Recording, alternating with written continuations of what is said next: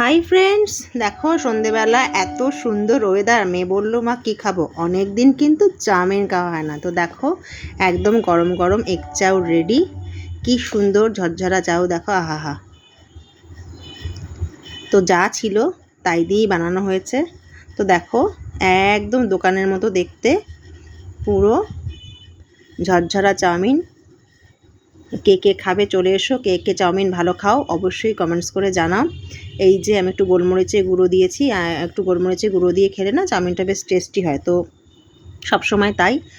একটা শসা ছিল, কোনো মতে কুচিয়ে ছিল, যা ছিল তাই দিয়ে এই যে করেছি মোটামুটি। তো দেখো কে কে খেতে চাও, একদম সাদা চাউ, কিছুই দিইনি আমি এর মধ্যে। তো কে কে ভালো খাও অবশ্যই কমেন্টস করে জানাও। আর খেতে চাইলে অবশ্যই তাড়াতাড়ি চলে এসো।